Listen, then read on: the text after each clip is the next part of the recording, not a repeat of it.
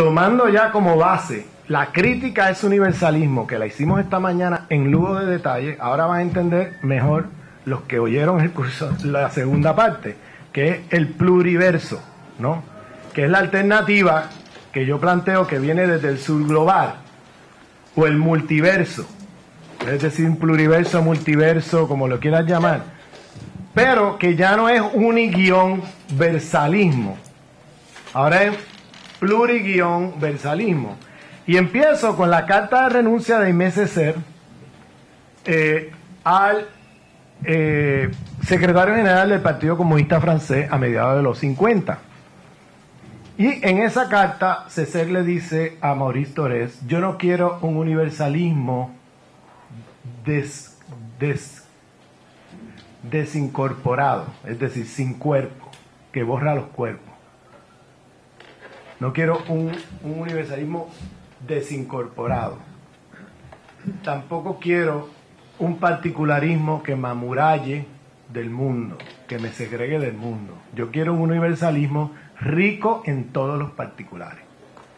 Entonces, ¿qué es lo que está planteando Césaire ahí? De que no podemos tener el universalismo descarnado, que es el que hemos criticado, ¿no? Que plantea el de la egopolítica del conocimiento cartesiana, ¿no? Donde no hay cuerpo ni espacio ni nada, tú estás pensando desde un nuevo lugar. Ese tipo de universalismo me borra. Yo, Aimé Césaire, como hombre negro de la colonia de Martinica de Francia, me borras en ese universalismo. Yo no quiero un universalismo desincorporado, donde no hay cuerpos pensándolo, donde no está situado esa pretensión, ¿no?, del ojo de Dios, ese universalismo idolátrico que hablábamos esta mañana, pero tampoco quiero un particularismo que me amuralle del mundo. Yo quiero un universalismo rico en todos los particulares. Y lo que él está planteando ahí es que el nuevo universo de sentido tiene que ser el resultado de un diálogo entre la multiplicidad de particulares. Ya no puede ser uno que decide cuál es el universo de sentido. Ya no puede ser uno que decide cuál es el universo de sentido para los demás, sino que no es no es uni-versalismo, sino es pluri o multi-versalismo, donde entre todos vamos a construir un universo de sentido que sea inclusivo de todos los particulares. El mismo concepto lo puedes ver en Enrique Dussel, con el concepto de transmodernidad. El concepto de transmodernidad es una crítica a la modernidad eurocentrada, y esta es la modernidad eurocentrada, ¿no?, que es la modernidad que empieza en 1492, donde Europa se hace centro. Y la modernidad siempre ha sido colonial, ¿no?, porque la modernidad, nunca ha habido modernidad sin colonialidad. Siempre la modernidad y la colonialidad son dos caras de la misma moneda. Esta discusión eurocéntrica de hacernos modernos y de la modernidad como si fuera una cosa emancipatoria es muy problemática, porque la idea de la modernidad como un proyecto emancipatorio nace de aquí, de la experiencia de este otro en la zona del ser, porque es el mundo europeo que comienza a demandar derechos, que comienza a demandar transformaciones, etcétera, de las instituciones del mundo antiguo feudal, ¿no?, dentro de Europa.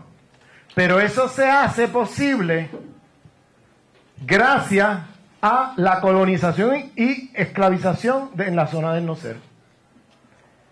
Y eso ocurre, el asunto es que, si se fijan, los relatos de la modernidad comienzan, dependiendo de qué imperio estés hablando, en diferentes momentos. Si ustedes van a Holanda, lo localizarían en 1648 con el Tratado de Westfalia, que es cuando los imperios europeos se reconocen entre sí sus respectivas soberanías, ¿no? Y era un tratado para reconocerse entre sí, ¿no? De donde quiera que yo pongo la bandera, ya tú sabes que ese es mi territorio y me pertenece a mí. Y no se supone que tú te metas, ¿no?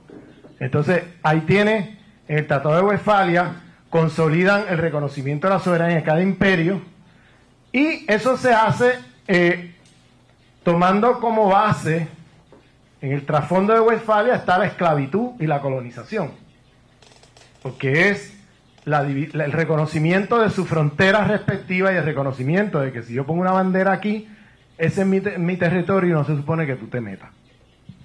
Ese Tratado de Westfalia, ahí te dirían los holandeses que ese es el momento de comienzo de la modernidad, algunos holandeses. Otros dirían, en el caso de Inglaterra, los levantamientos de 1691, creo, contra la monarquía, etcétera. Otros están los franceses, que te ponen 1789 como la Revolución Francesa, el comienzo de la modernidad, del mundo moderno frente al régimen antiguo, ¿no? Todos estos son relatos celebratorios de la modernidad, porque la modernidad entonces se representa como una especie de proyecto emancipador, ¿no? Pero lo que se oculta en estos relatos celebratorios es el siglo XVI. El siglo XVI en España. Porque en el siglo XVI en España, el tema, todas estas narrativas en relación a los derechos de gente, los derechos, la cuestión del individuo, etcétera, que son relatos de este mundo moderno, que nace a partir de 1492, se hace sin ocultar la colonialidad. Porque en toda la discusión del siglo XVI español, en todo momento el debate es sobre si tienen alma o no, qué derechos aplican allá que no aplicarían aquí, o que aplicarían aquí pero no allá. El tema del derecho internacional, que está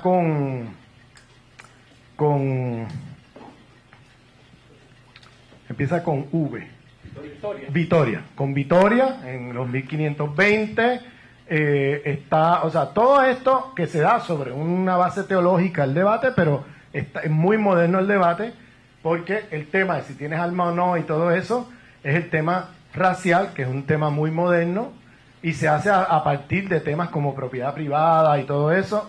En Vitoria, en Sepúlveda, el tema de la tierra vacía, del espacio vacío, ¿no? Que no se supone que, perdón, tierra de nadie, donde no se supone que eso te da derecho a los europeos a poder ir ahí, conquistar y hacer cuanta cosa, porque eso es una tierra que se supone que es de nadie, porque los indígenas pasan al reino de lo animal, ¿no? Entonces estás en el derecho de ir y conquistar y ocupar el espacio.